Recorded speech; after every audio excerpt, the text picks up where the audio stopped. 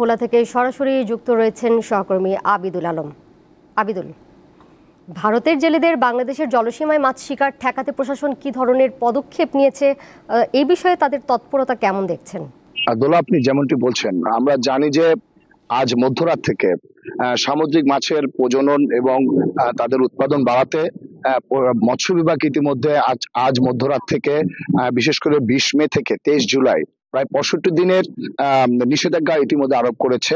তার ধারাবাহিকতা ভোলার যে সমস্ত সমুদ্রগামী জেলেরা রয়েছে তারা কিন্তু ইতিমধ্যেই তাদের ঘাটে চলে আসা শুরু করেছে। আমরা ইতিমধ্যে জানতে পেরেছি যে আমরা জেলেদের সাথে কথা বলে যে বিষয়টি আমরা জানতে পেরেছি সেটা হচ্ছে যে আমাদের পার্শ্ববর্তী দেশ যে ভারত, তাদের যে জেলেরা রয়েছে তারা কিন্তু আমাদের যে সীমানা এসে তারা কিন্তু মৎস্য আহরণ করছে। সেক্ষেত্রে আমাদের জেলেদের ভেতরে কিছুটা হতাশ এবং ক্ষোভ কাজ করছে যে আমাদের দেশীয় যেই আইন প্রয়োগ করা হচ্ছে সেক্ষেত্রে তারা কিন্তু অন্য দেশ যেহেতু এখানে মাছ আহরণ করছে, সেক্ষেত্রে আমাদের যে সম্পদ সেটা কিন্তু যথাযথভাবে আমরা রক্ষা করতে পারছি না। সেক্ষেত্রে তারা প্রশাসনের দৃষ্টি আকর্ষণ করেছে।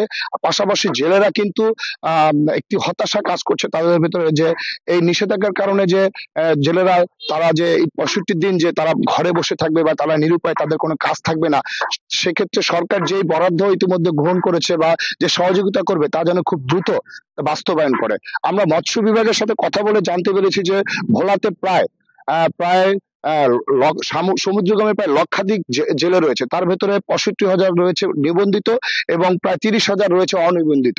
মৎস্য বিভাগ যেটা জানিয়েছে যে এই এই নিষেধাজ্ঞা চলমান অবস্থায় সরকার কর্তৃক প্রতিটি জন জেলেকে 86 কেজি করে চাল বিতরণ করবে এবং যে সমস্ত অনিবন্ধিত জেলে রয়েছে সেক্ষেত্রে সরকার যে ভূমিকা নিবে সেভাবে যথাযথভাবে তারা কাজ করবে।